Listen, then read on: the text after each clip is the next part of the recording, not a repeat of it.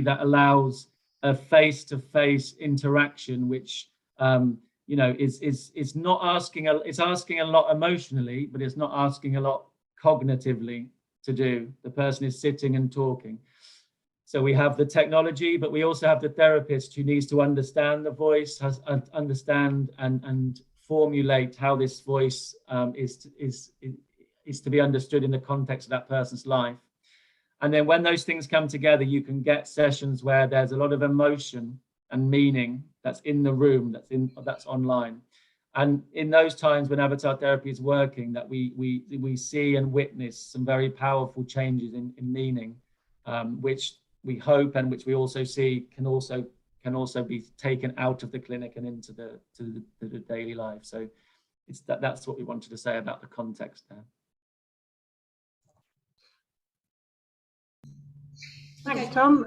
I think. Oh, sorry. Clem, just maybe Marta just might want to just translate that last bit. Just a second, thanks. È un contesto unico, vediamo nella rappresentazione una configurazione dell'avatar, l'interazione faccia a faccia. Tom ha specificato che richiede molto al paziente a livello emotivo, ma non a livello cognitivo. Il terapista mette in scena la voce. Vediamo sotto un forte attaccamento, quindi processi emotivi fondamentali molto forti e potenti cambiamenti, o meglio spostamenti di significato e sofferenza. Thank you. Over to you, Clem. Thanks, Tom. So I'm going to introduce the Avatar 2 trial, which is ongoing at the moment. Marta, there's a video explaining the trial. I don't know if you want to say a few words to introduce it, but then Tom, if you could play it, that would be great. E quindi adesso Clem ci mostrerà un video sullo studio dell'Avatar 2. People from all walks of life hear voices that others around them cannot. For some, the voices become distressing and start to get in the way. Avatar therapy aims to help people who hear distressing voices. The person starts by creating their own avatar with the therapist using a computer. The avatar looks and sounds like the voice they hear. The person learns to stand up to the avatar and take control in a calm and confident way. The therapy can also help the person to understand their voice and to enjoy life more. This is John's experience of having the therapy. I found the avatar therapy a real game changer that enabled me to stand up to the voices in a non-aggressive way and reduce the intensity of them. The voices became much more manageable for me and easier to deal with. In the Avatar trial, we're trying to find out how many sessions of this therapy is most helpful. Taking part involves first meeting with a researcher to discuss how things are going. People then follow one of 3 paths chosen at random. On the first 2 paths, people will receive either 6 or 12 sessions of avatar therapy. On the 3rd path, the person continues with their current support. Everyone then meets with the researcher 16 weeks and 28 weeks after the first meeting and receives £20 for each of these research meetings. Each path is equally important in working out whether avatar therapy makes a difference to people. We will also offer this therapy to those who do not receive it during the trial. By taking part, you will be helping us improve the treatments we can offer to people who hear voices. This trial is funded by the Wellcome Trust. As part of the trial, we're looking to make the therapy available more widely in the NHS. If you experience distressing voices, or know someone who does and would like to find out more, here's how to get in touch. So Marta, I think Clem is now going to describe aspects of the trial. So I think maybe you don't need to translate that, but because Clem will pick up the key things now and then might be better to translate from her, if that's okay. Thanks, Tom. So as you can see, Avatar 2 is a trial across the UK, so not just in London, but also Manchester and Glasgow. And we will be recruiting over 300 people, and we are 1 year into recruitment at this point. as you can see from the video, it's a trial with 3 arms. So the avatar brief therapy that Tom described, so 6 sessions of therapy, 12 sessions, extended therapy is the second arm. And in the third arm, people continue with their usual care provided through the NHS in the UK. And people are equally randomized into each arm. So, and then we meet them again 16 weeks and 28 weeks after the initial meeting, and repeat our measures to look at the effectiveness of both types of avatar therapy compared with the usual care offered in the UK. Did you want to translate that bit, Marta? Yes, thank you. Quindi vediamo in questo schema il referral, quindi l'invio, il paziente viene indirizzato allo specialista, poi abbiamo la baseline che è la linea di riferimento, cioè la prima volta che il paziente viene visto, di seguito abbiamo la randomizzazione e poi abbiamo le diversi tipi di sessioni, 6 mesi, 12 mesi, come abbiamo discusso prima. A quel punto il trattamento termina e abbiamo una valutazione, un riesame a distanza di 16 settimane e 28 settimane, quando il paziente viene rincontrato dal terapista. Thank you, Marta. So we're recruiting people in the trial who are over the age of 18 and who are under the care of a mental health team in the NHS for safety reasons, and crucially have heard a voice that they find distressing for at least 6 months, and for some of that voice hearing experience to be in English. At the moment, the software can only use English to transform the therapist's voice, but we're hoping that that will be changed in the future so that we can offer a wider range of languages. And then any psychosis or affective disorder with psychosis diagnosis. So a lot of people with schizophrenia or schizoaffective disorder, but also people with bipolar disorder diagnosis or depression with psychosis.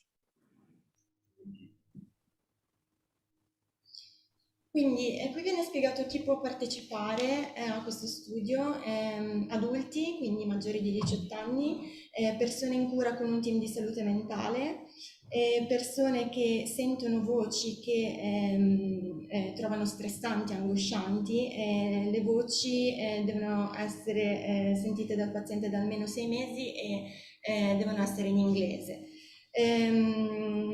I pazienti scelti hanno diagnosi di disturbo dell'affettività o disturbo psicotico, però è stato aggiunto che si è lavorato anche con pazienti con disturbo bipolare. Thank you, Marta. So our key outcome in the trial that we're looking at is distress associated with the voice hearing experience. So how upsetting and distressing people find hearing voices. And as Tom explained, that's the key target of the therapy. So that's our primary outcome. And it was also the primary outcome for the Avatar 1 trial, which took place just in South London and found a significant reduction in distress after Avatar therapy. We have a lot of secondary outcomes, as I'm sure you can imagine.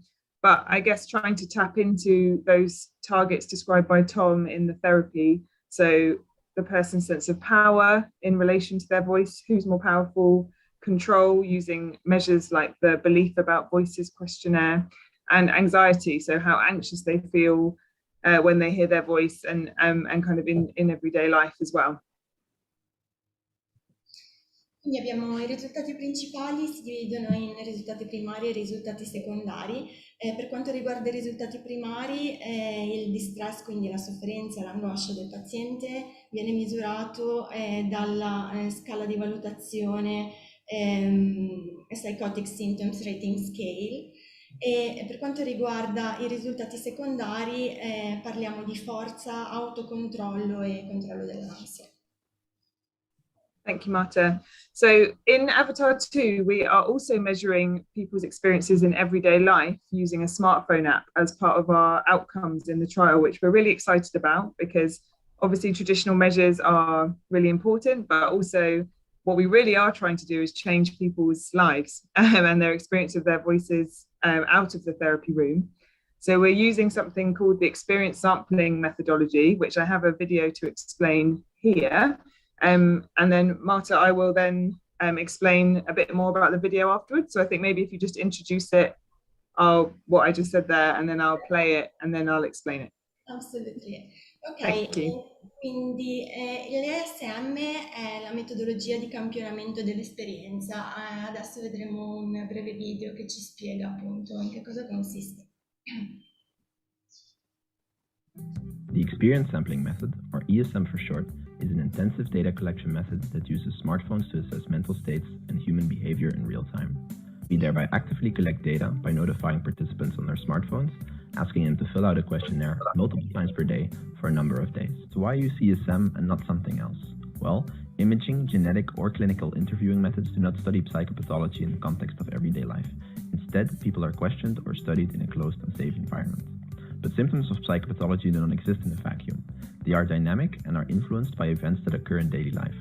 The frequency and intensity of symptoms can thus fluctuate, making multiple assessments more favorable. Human memory is also susceptible to heuristics. For example, we tend to think and talk in line with our momentary affective states. If we are feeling positive, we tend to think and report more positive than negative events. When we're feeling down, it's the other way around. Given this, it's not hard to imagine that only single assessments can lead to tremendous misperceptions on symptomatology, treatment compliance, undetected side effects, misdiagnosis, or even drug approval. ESM also has the potential to empower patients by actively involving them into the treatment process, as well as providing them insight into their own dynamical patterns of mental states and behavior. So in Avatar 2, we're using ESM to ask people about their voice hearing experiences. And as you can see here, that means that instead of one measure captured one day, we have multiple measures every day for 6 days. They're asked to complete questionnaires up to 10 times a day. And we can not only understand if the voices are there or not in more detail, but also, for example, on this image, how stressed or anxious the person is when their voices are present. So it really is a rich data collection method that we're excited to look at the end of the trial. Quindi qua vediamo come funziona l'ESM, quindi la metodologia di campionamento dell'esperienza, e in questo grafico mostra la percezione dello stress e delle voci. Quindi vediamo a destra che la percezione delle voci è rappresentata da diversi colori: in rosso le voci assenti, in verde non ci sono ma sono nella mia testa, perché questo è come viene valutato dal paziente, e in blu sono presenti. Quindi nella scheda X vediamo le misure completate in quello specifico giorno e sulla scheda Y stress riportato dal paziente. Thank you, Marta. Patient and public involvement is at the heart of Avatar 2 as well, and people with lived experience of hearing voices, paranoia, and other difficulties are helping us at every step of the trial. So they provide us with lots of ideas about how to make sure the trial is a success. We're developing interviews with them to understand the experience of Avatar therapy. They're coming with us to team meetings to talk to clinicians about Avatar therapy and why it was helpful for them, or how important it is to involve their patients. And I'm sure many more things that they will tell us about in the next year that we should be doing to make this trial a success. Quindi parliamo di una ricerca fatta con i pazienti, dai pazienti piuttosto che per i pazienti, e i punti principali sono le idee per far sì che lo studio abbia successo, sviluppare colloqui per esplorare le esperienze che le persone hanno fatto con l'avatar terapia, far conoscere al mondo l'avatar terapia e infine nuove indicazioni che devono ancora essere esplorate. Thank you, Marta. COVID-19 has obviously been alongside this trial for the whole of it, so we can now offer everything remotely, assessments and therapy. Quindi a causa del Covid ci sono stati degli adattamenti che riguardano sia la fase di valutazione e sia la terapia stessa. And finally, at the end of Avatar 2, we hope to be able to demonstrate that Avatar therapy can be used in clinical settings in the NHS, that it's effective at reducing the distress associated with hearing voices across many locations in the UK, that it's cost effective. So NICE is the body that recommends interventions in the UK, and we're looking to get that recommendation for avatar therapy by showing it saves the government, the NHS money, if we can treat people using this method. And a lot of work led by Tom into how we can train other people in avatar therapy, how we can get the software to work across different internet and technology settings. And also we're training 20 new therapists in avatar therapy across this trial. Quindi vediamo qui quali sono gli obiettivi, cosa si spera di raggiungere, il software dell'avatar terapia che venga ottimizzato per l'uso in ambito clinico, poi dimostrare l'efficacia in uno studio multicentrico più ampio e anche nei follow-up, dimostrare che il rapporto costo-efficacia è sufficiente per una raccomandazione da parte del NICE, che è un istituto nazionale inglese per la salute e l'eccellenza della cura, e infine la chiarezza sui contenuti ottimali della terapia e della formazione, con pubblicazione di manuali terapeutici e con un gruppo di formatori dedicato. So thank you for your time today. We're really delighted to be sharing Avatar 2 and Avatar Therapy with you. We always acknowledge Julian at the end, who was the originator of Avatar Therapy, all his idea, and sadly he passed away this year, shortly after Avatar 2 got going. And if anyone would like more information about Julian, it's all on our website, and there's lots of really fascinating accounts and videos out there about how he came up with the idea. But thank you for listening.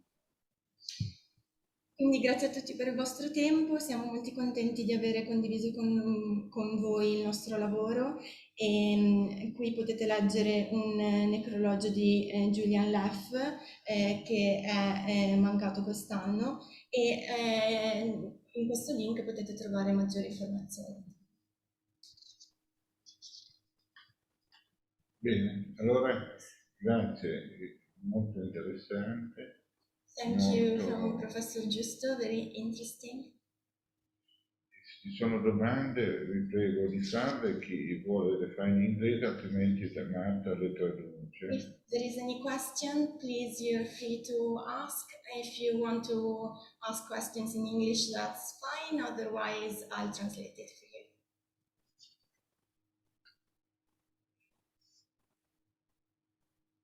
Maurizio, vuoi iniziare tu?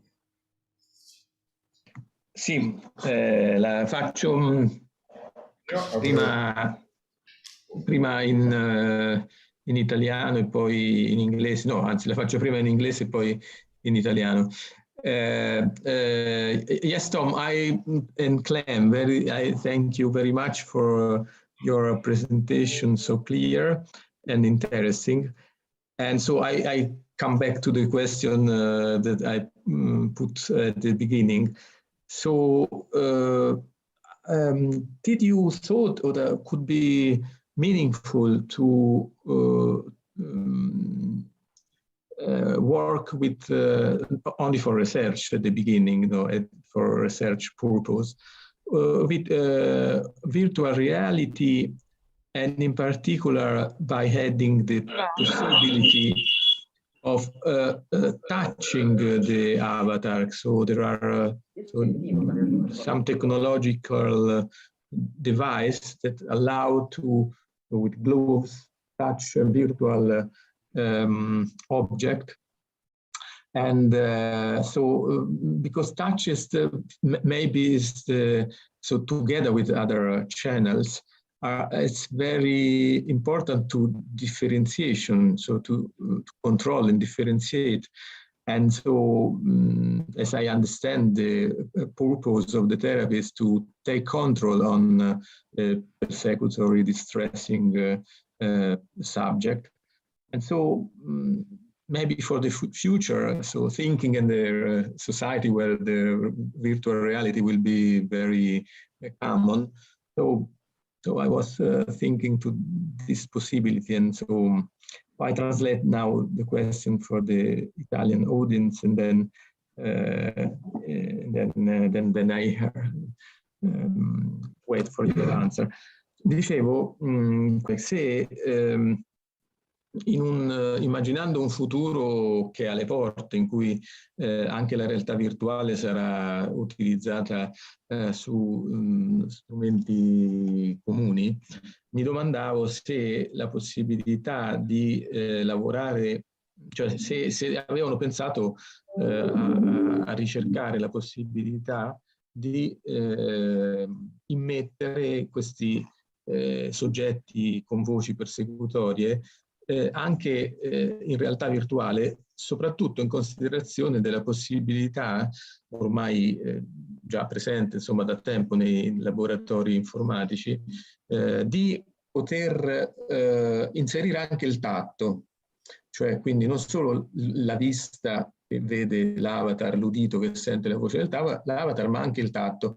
E dico questo perché il tatto è uno degli elementi, dei canali più importanti per differenziare se stessi dagli altri, quindi per differenziarsi da queste e controllare queste voci persecutorie e queste presenze persecutorie, il tatto potrebbe essere estremamente interessante. Ecco, volevo sapere se ci avevano, insomma, facevano in mente che cosa ne pensano, insomma, di questa possibilità. Ecco, scusate, io per mantenere tutto nei tempi previsti farei fare ancora la domanda a qualcun altro. Ad esempio, Andrea, vuoi fare una domanda? Sì, se possibile, sì. Sì, e poi ce n'ho una io, quindi falla tu, prego. So is that over to us now? Yeah. Thank you. Clem, shall I have first crack at this? Yeah. It's a great question, Maurizio. And there is ongoing independent research to our team where the avatar therapy is being trialed in a virtual environment, a fully immersive virtual environment. So there's ongoing work around that. And it's an open question whether it brings benefit to do it in the way that we do it versus a fully immersive kind of environment. In our research, we found that the sense of voice presence, which you often look for in virtual reality, is high in the current situation. And there may be some benefits for keeping it in a simpler way. We think potentially there might be some benefits, but it's an open question. But I think you've raised another point, which I don't think is being done yet, which is around the touch. And I think that's a really interesting and really interesting idea.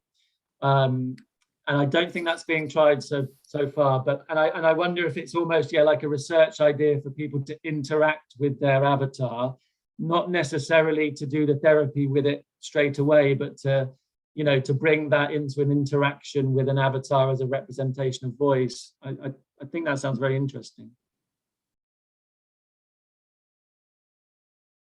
Maurizio, Maurizio, traduco io. Sì.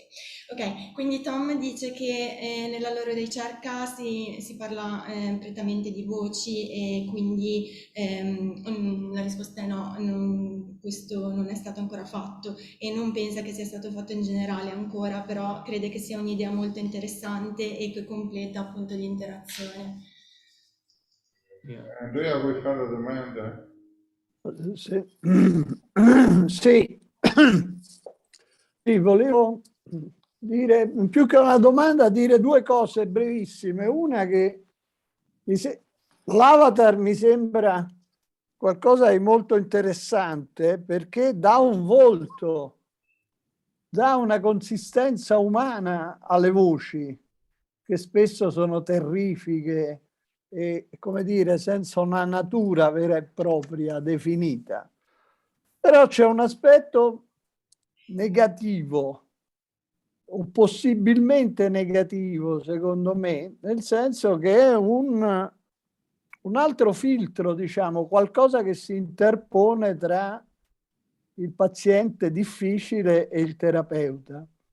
Allora io credo che questo sia un filtro, ma anche un possibile vantaggio, perché a volte è molto difficile il contatto con il paziente difficile, purché si sia consapevoli di questo, cioè si sia in grado poi di riflettere sul significato dell'interazione che fa l'avatar. Spero di essermi spiegato, mi sto zitto.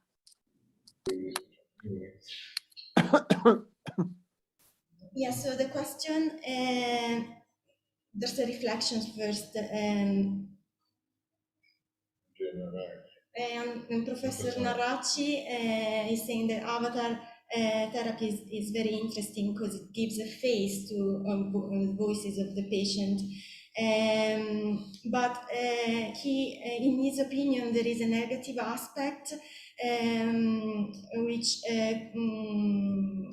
concerns the fact that there is a filter or something else between the patient and the therapist. So he say how you deal with it, and that he thinks the therapists need to be conscious of that. What do you think, Tom? Or okay. Can I just clarify the filter meaning, kind of what's just to be, so I'm clear, the filter, what is the filter in this context? Something that is something else that is put between the patient and the therapist. Okay. It's a really, really important point here, because I think our experience is the opposite. That for the first time, people tell us that for the first time, people are understanding the experience of what they have. So in fact, the creation of the avatar is kind of a connection between the therapist and the person.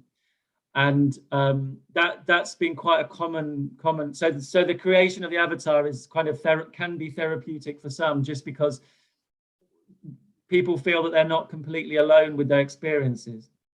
So I feel that that side of it isn't a filter. One risk, of course, and I think maybe Maurizio was picking up this, the therapy relationship, you're voicing the abuse. It's a difficult position to be in. We don't come into this work to do that.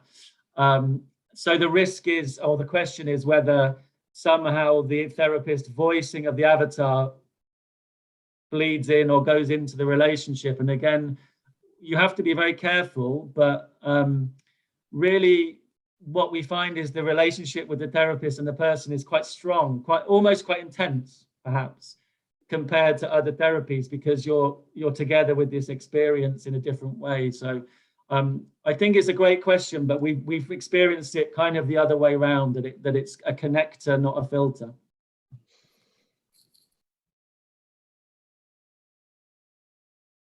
Quindi Tom risponde dicendo che in realtà quello che loro hanno sperimentato durante questa terapia è un po' l'opposto, quindi loro vedono questo avatar come una connessione piuttosto che come un filtro, qualcosa che si interpone tra il terapista e il paziente. In realtà quello che hanno sperimentato loro è che la relazione tra il terapista e il paziente diventa più forte.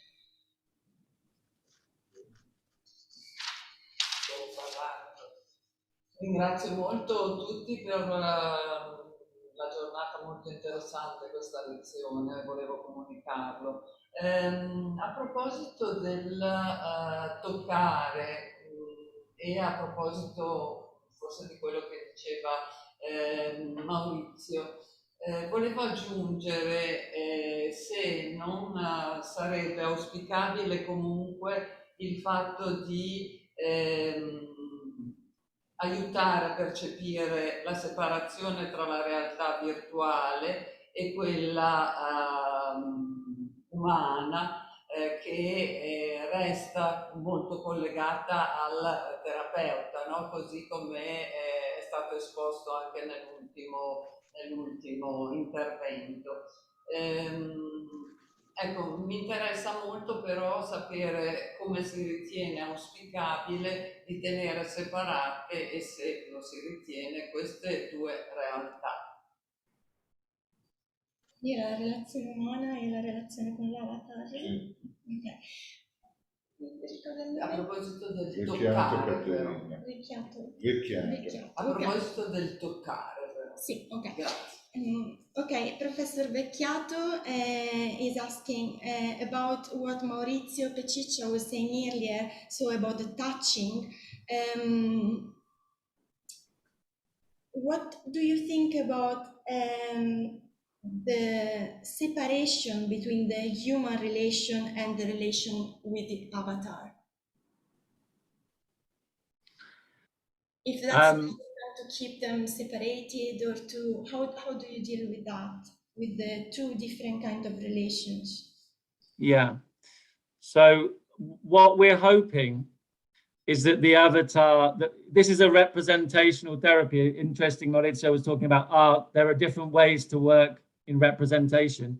And I think we want the avatar to represent the voice and to come alongside the voice as much as possible. We want the dialogue to feel like the person. We ask the person afterwards, how much does the dialogue feel like talking to the voice in everyday life? That's the sense of presence, and we want the avatar to be a tangible representation of the voice, and then the human relationship between the therapist is we are alongside the person in standing up to the persecutor. So if you imagine us in the dialogue, we're almost like metaphorically we're alongside, hand on the shoulder. You can do this. This is you can stand up for yourself. So the human relationship with the therapist is crucial, hugely important. And yeah, the avatar is representing something else in our view of it.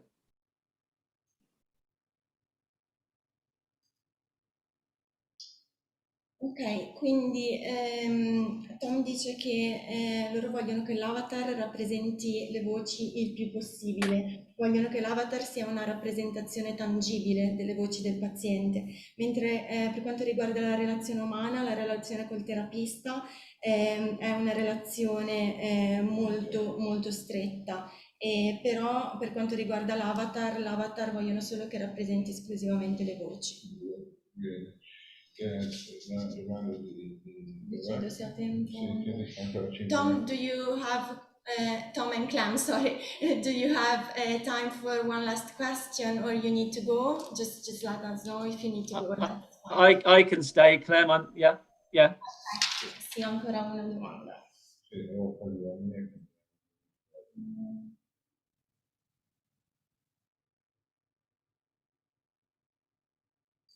Yes, so Professor Giusto was wondering if there is any study that can verify the changing of how the brain works and